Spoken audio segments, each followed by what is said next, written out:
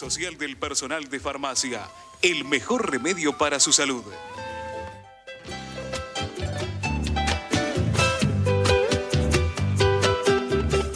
Bueno, continuamos en Proyecto Federal.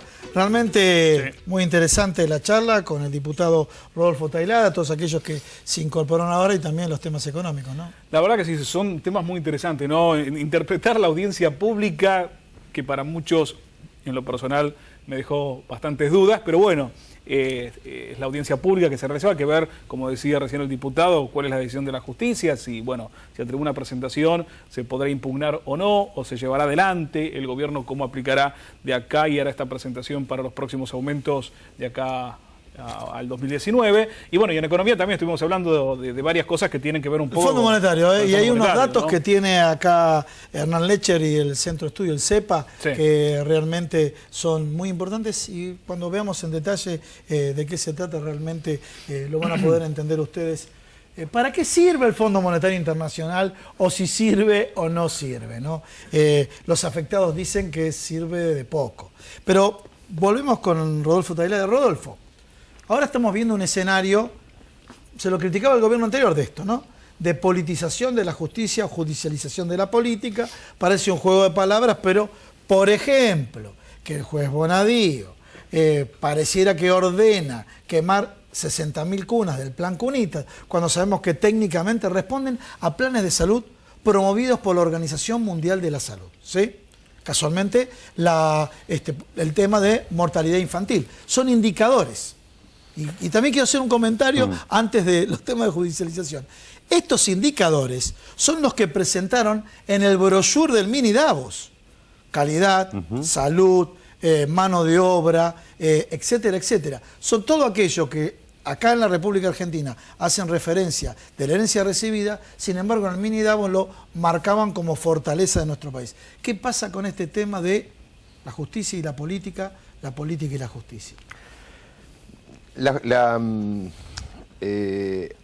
Digamos, la anterior oposición y actual oficialismo durante 10 años, lo único que hizo en términos de construcción política real fue ir a Comodoro Pi todos los días, levantando una noticia de La Nación, una noticia de Clarín, obviamente operada en un círculo, digamos, que se retroalimentaban, y planteaban en Comodoro Pi el cuestionamiento a las políticas públicas del kirchnerismo con la, digamos, fachada de investigar actos de corrupción.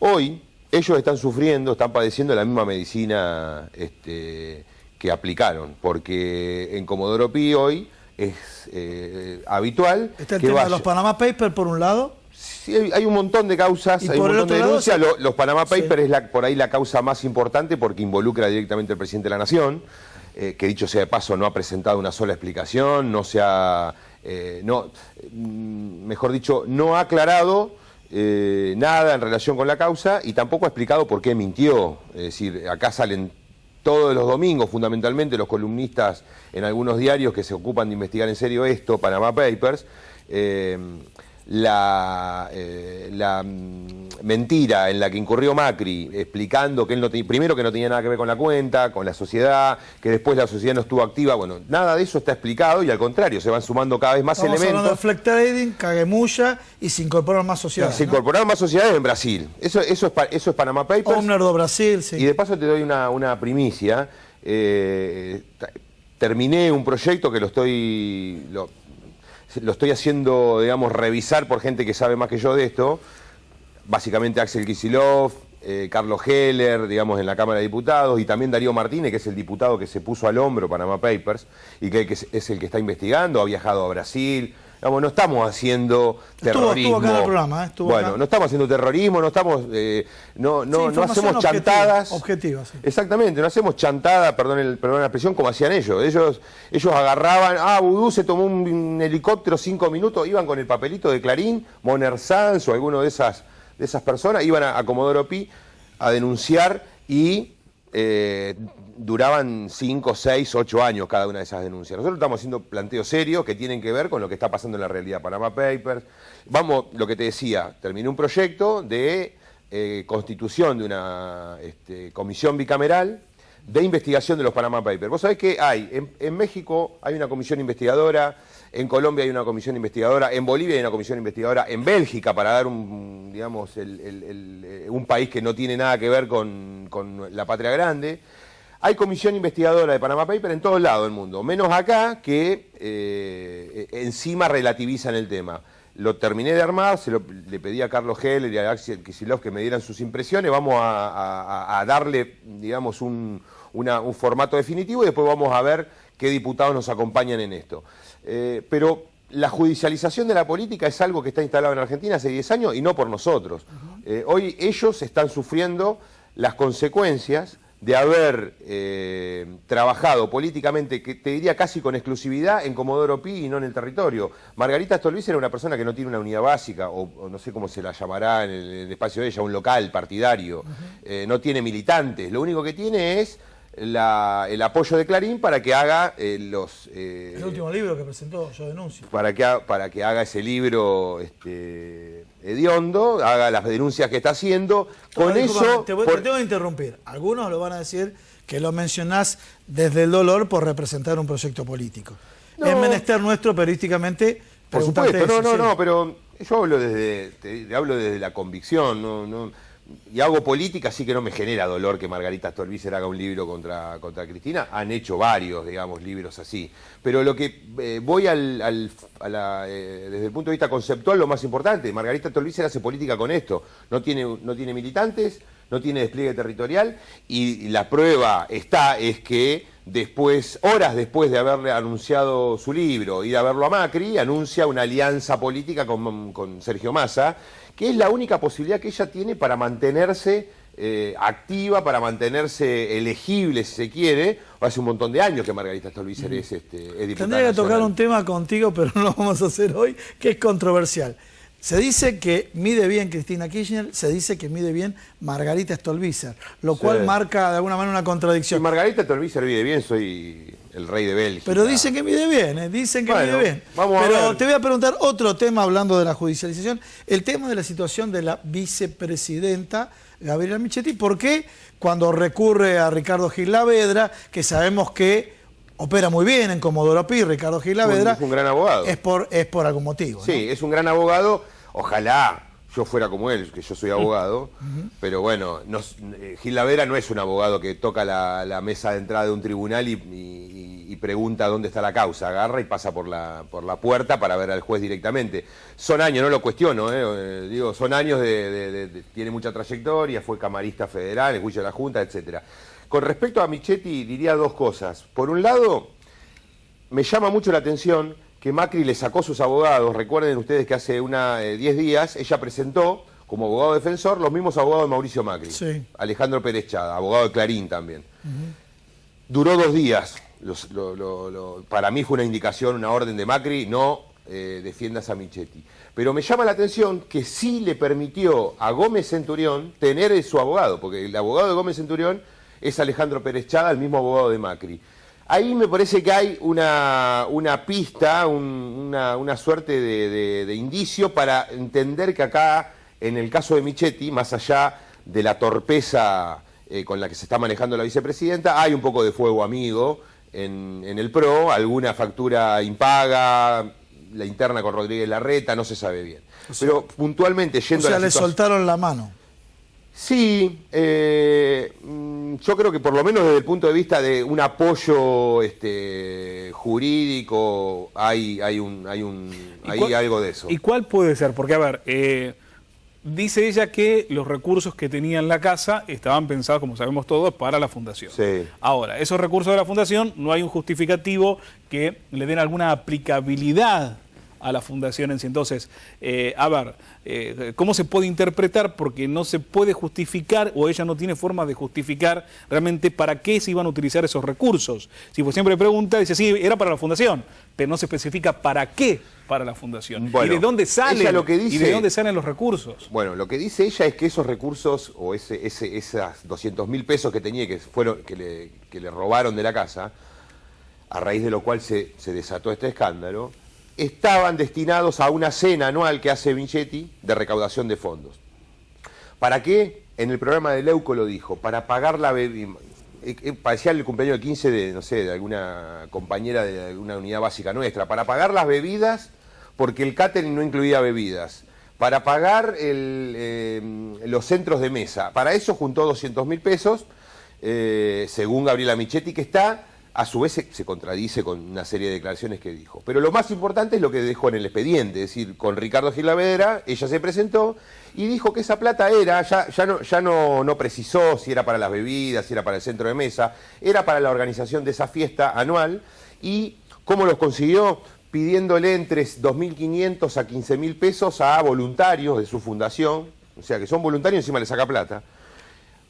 Federico Pinedo, el ministro de Despidos, Ibarra, bueno, hizo una ¿De despidos mención, o de modernización? el ministro de Despidos y Persecución por Twitter y Facebook del Estado Nacional. Ese Ibarra es un capítulo aparte, tendría que haber, para un SOCMA, ¿no? Un ex-SOCMA. Pero él puso plata, bueno, hizo un listado de gente, lo anotó en un papel y se lo entregó al juez. Estos fueron los que me dieron plata, dijo así. Y la verdad que las personas que operan como voluntarios de la Fundación, como colaboradores de la Fundación, en realidad, más que testigos, porque ella aparte dice, llámenlos, que le van a decir que justamente me dieron plata. Y trabajan con ella, una es la hermana, otro es Ibarra, otro es Pinedo, ¿y qué van a decir los muchachos? Entonces, lo que nosotros señalamos es que esa gente tiene que ser imputada de la misma manera que Michetti, porque participa de una operatoria en negro, que está prohibida por la ley, porque las fundaciones tienen que mover plata a través de cuenta bancaria. Bancarizada, sí. Hasta ahora no hay ninguna explicación. Cada vez que habla en tierra mete mala pata. Y lo que nosotros buscamos ahora es que declaren los aportantes, los donantes, es decir, las empresas. Por ejemplo, Riva, Farallon, Banco Santander. Pedimos al juez que esa gente venga y explique de qué manera donaban plata, porque aparecen en la... Algunos de ellos están vinculados con José López, ¿no? Farallon. Pero lo que nosotros, me parece, detectamos el modus operandi. El gobierno de la ciudad le daba contratos millonarios a todas estas empresas y después esas empresas generaban el retorno a través de una donación a la empresa, a la fundación de Gabriela Michetti. Para lo único que servía esa plata, y de paso contesto la pregunta, es para financiar su actividad política, su campaña política. Por eso tenía $50.000, 250.000 pesos en su casa la misma noche de la elección, porque venía de la campaña. ¿Cómo fue que pasaron varios meses, desde el día de la elección, que triunfa Macri, hasta que se conoce justamente el hecho en sí? Pasó un tiempo prudencialmente resguardado en cuanto a lo que había sucedido. ¿Quién es el que termina revelando esto? Tiempo Argentino, el periodista Néstor Espósito, informa que hay una causa penal en donde se investigaba el robo al domicilio de Michetti, y que ahí se había robado dinero en efectivo, dólares y pesos. Pero vos fijate qué sucia que está la situación, que Gabriela Michetti sale a cuestionarlo al periodista, le sale a decir que era kirchnerista, que era una operación, cuando Espósito en ningún momento habló del origen del dinero, solamente se limitó a reflejar una causa penal en donde se investigaba un robo a Michetti que había sido ocultado. Michetti dijo que no lo dio a conocer porque podía, digamos, complicar la investigación. Pero salta por una nota de Tiempo Argentino. Y a partir de ahí, Michetti no paró de decir una pavada tras otra, lamentablemente, porque es la vicepresidenta de la Nación. Rodolfo. Yo lo que digo es, y cierro, desde el punto de vista penal no hay ninguna explicación, claro. Va a ser Comodoro Pi, como siempre, que va a marcar los tiempos. Si la va a indagar ahora, la va a indagar en un año, eso es una cuestión de Comodoro Pi. La cuestión política es la más importante, es la máxima funcionaria del país, después el presidente de la Nación, que está mintiendo deliberadamente desde hace 3 meses, no para de mentir. Y me parece que esa es la gravedad del cuadro político que hoy tenemos con Michetti. Bueno, Rodolfo, muchísimas gracias. Gracias por haber venido. Bueno, pasamos nuevamente a otra parte del estudio con Hernán Lecher. Hernán, nos quedó pendiente un tema del Fondo Monetario Internacional, un cuadro, bueno, unas estadísticas que vos tenés, unos indicadores, si lo podemos ver en pantalla ahora y comentarnos un poco. A ver. Bueno, lo que nosotros hicimos con el CEPA fue un análisis, ahí lo están viendo, un análisis de las estimaciones del Fondo Monetario Internacional. Recién les decía, viene en septiembre, hace el informe en septiembre, lo publica en octubre, y de ese mismo año el Fondo Monetario dice, bueno, la Argentina va a crecer, el PBI va a ser de tanto. Fíjense en la primera parte que sube mucho, ¿no? Esa curva que sube ascendentemente, esos son los años, no se ven, es medio chiquito, pero sobreestimaron el crecimiento, dice el título grande. Claro, dice, ¿en qué año fue? 2000, 2001 y 2002. Bien. Aquellos que tienen algunos años... estamos en la lona, ¿se acuerdan? En la lona y sobreestimaron el crecimiento. Fíjense, en el 2002 dicen que íbamos a crecer, casi 5 puntos, ¿no? Le erraron en 13 puntos en la estimación. Bien. Hay que errarle, porque además, de nuevo, no es que lo hicieron 2 años antes, lo hicieron ese mismo año, casi a punto de terminar el año, ¿no? Digo, el año en curso, no es que para el próximo año. Y pasa lo inverso desde el año 2013 en adelante. Subestimaron, ¿no? Acá dice, subestimaron el PBI. Claro, fíjense cómo la curva va por abajo, todo el tiempo por abajo, ¿no? Eso es porque la Argentina creció, el bastón azul es el crecimiento real. La Argentina creció mucho y el Fondo Monetario decía lo contrario, no va a crecer tanto. Decía, ¿no? Entonces, siempre le erra en niveles muy elevados. Allí lo dice, en la primera parte, en esos años del fin del neoliberalismo, le erró en 8 puntos para arriba. Y en la segunda parte le erró en 3,16 puntos para abajo. Estos son con los datos, además del PBI que hizo Todesca recientemente, digamos, con lo cual nadie puede decir, no, porque el PBI cambió, no sé qué. Bueno, de nuevo, claramente hay una intencionalidad. Nosotros le poníamos ahí a esta gráfica errores con signo de pregunta, porque uno se pregunta finalmente, ¿son errores? ¿Es posible? Creo que ninguno, hasta los no economistas, le hubiesen pifiado menos, ¿no?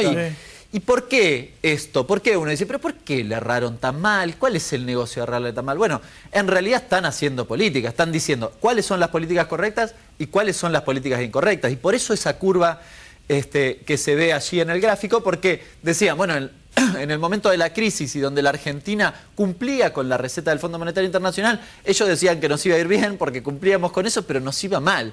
Y finalmente, cuando no se cumplía, cuando en la segunda parte, efectivamente, el Fondo Monetario Internacional no viene más a hacer las auditorías, ¿no? Que es lo que cuestiona ahí el macrismo. Ahí no hay auditoría del Fondo Monetario Internacional y, sin embargo, la Argentina crece y ellos siguen pronosticando al revés, ¿no? Claro.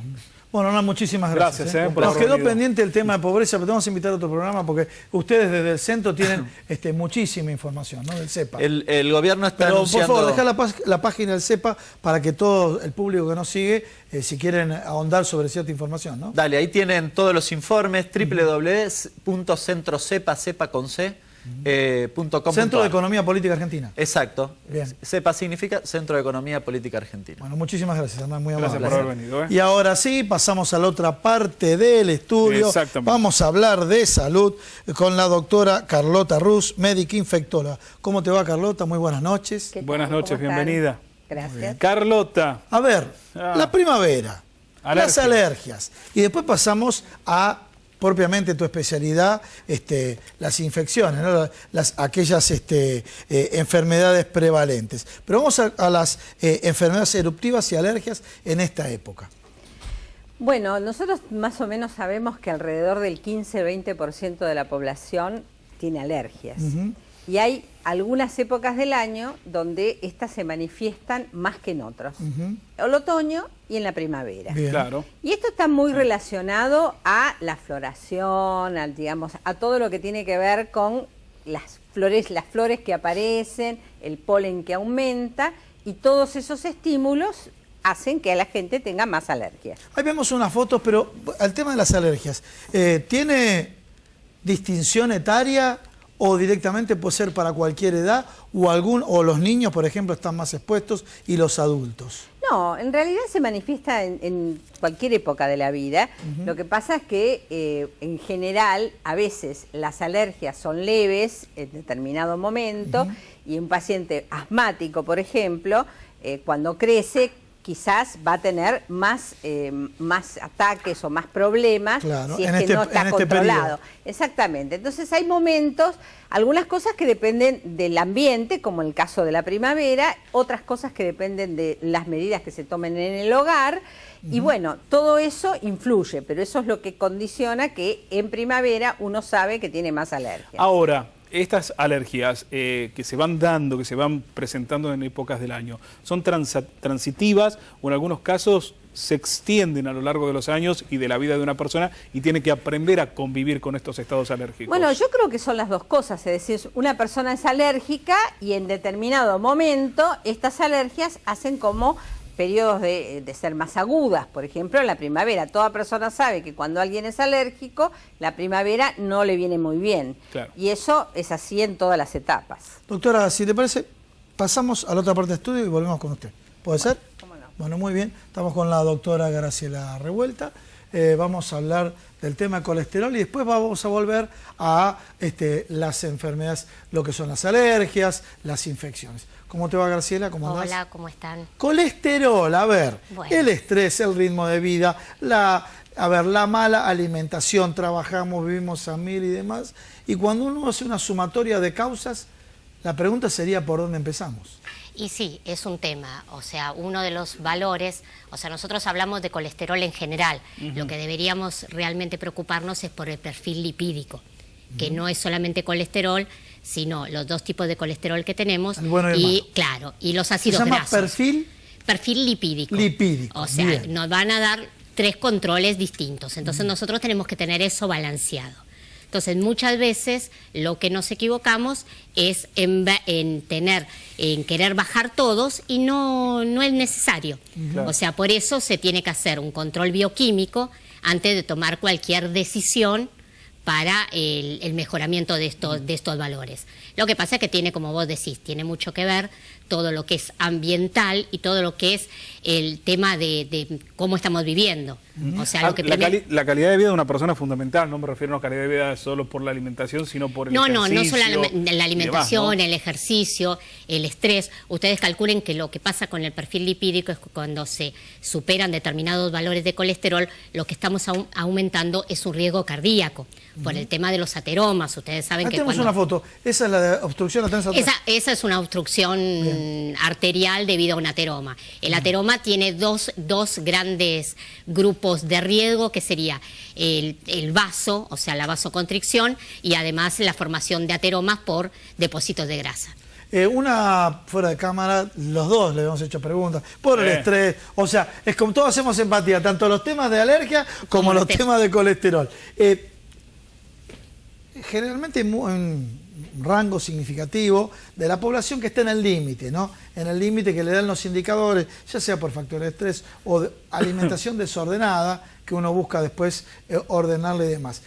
Y los errores más comunes de la gente es, bueno, directamente me tengo que medicar. ¿Es así? ¿No es así? No, mira, hay varias alternativas. Yo les cuento un modelo que es exitoso, por ejemplo, en España, las estatinas, que son medicamentos específicos para la baja de colesterol en general.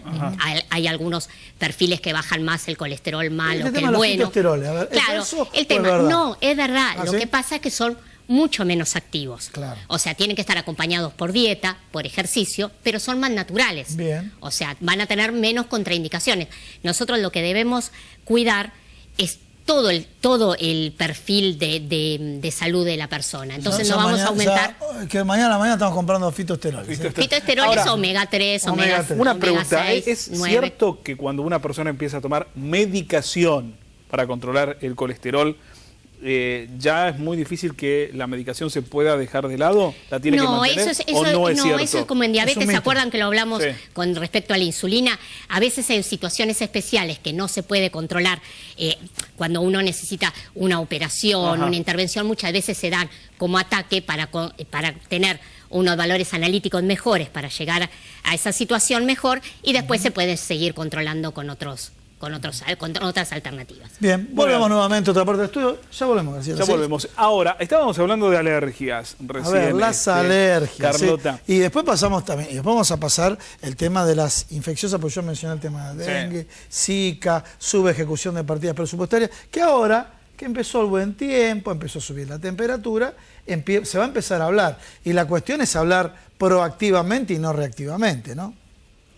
Bueno, ¿cuál es la pregunta? Bueno, la primera cerremos el tema de las alergias y después vamos al tema de las infecciones, ¿no? Bueno, con alergias, en realidad, lo más importante es saber que las personas alérgicas tienen que cuidar algunos estímulos que uno puede saber que tienen, por ejemplo, el polen, por eso hay momentos en que uno sugiere que cierren las ventanas, todos los elementos en la casa que no puedan generar ataques de alergia. ¿Cómo cuáles? ¿Cómo cuáles? Y bueno, por ejemplo, las almohadas de pluma, Bien. a veces algunos gatos o, digamos, mascotas que tienen pelo, las personas alérgicas. En un pueden estudio tener. alérgico sale eso, ¿no? Alergia a los animales. Sí, es relativo eso. En realidad hay algunas cosas que son de conocimiento de la gente, que sabe que cuando entra a un lugar y hay determinados elementos va a tener alergia. Va a tener alergia, sí. Eso es lo que uno puede prevenir. Y después está la medicación, que solamente uno la utiliza en determinadas circunstancias. Bien, ahora sí pasemos al tema de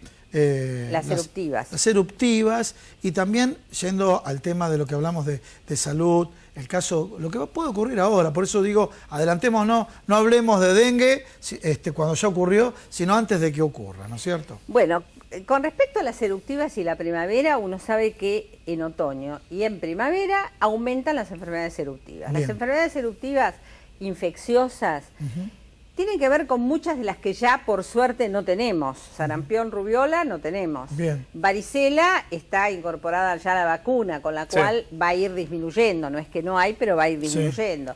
Después aparecen otras que la gente conoce como sexta enfermedad, como quinta enfermedad, que son producidas por virus, que tienen características particulares que el pediatra puede detectar y puede presumir que las tiene, y que todas esas, la escarlatina también, que es bacteriana, todas esas van a aumentar en esta época. Eso ya uno lo sabe. Con respecto a lo demás, lo que vos decís del dengue y Zika, y bueno, esos serían todas las enfermedades transmitidas por mosquitos. Bien. Y algunos mosquitos, Mosquitos está como la relacionado Aedes, con por la ejemplo, temperatura, ¿no es cierto? que tiene que ver con que hay varias cosas, son todas enfermedades virales que no tienen tratamiento, con lo cual lo que uno pretende es que desaparezca el vector. Eso es la lucha más importante que uno tiene que generar.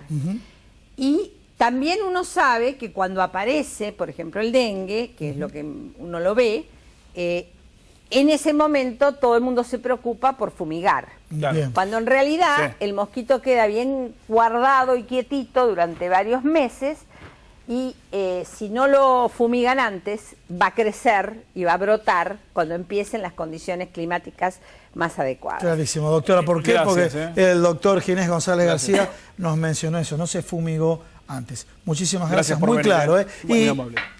20 segundos te pido, por favor, como cierre del programa, recomendaciones para el colesterol. Para el colesterol, primero, alimentarse bien, tratar de bajar toda la grasa innecesaria, todo lo que sea embutidos, encurtidos, son complicados para la salud. Ejercicio físico, tener una rutina de ejercicio físico, y mentalmente tener mucha disciplina para por lo menos saber cortar con el trabajo, que somos un poco adictos al trabajo, todo lo que estamos acá, y eso nos... Sí, hay que bajar un poco la adicción al trabajo. Doctoras, muchísimas gracias. Gracias por haber venido. Un placer haber compartido. La verdad, pasó volando. Volando. Nos vemos la semana que viene, ¿no? A ver, vos, despedite a la gente. Exactamente, nos vemos la semana que viene en un nuevo programa de Proyecto Federal, como siempre, el programa de la Federación Argentina de Trabajadores de Farmacia y su obra social. Buena semana y hasta dentro de 7 días. Chao. Chau.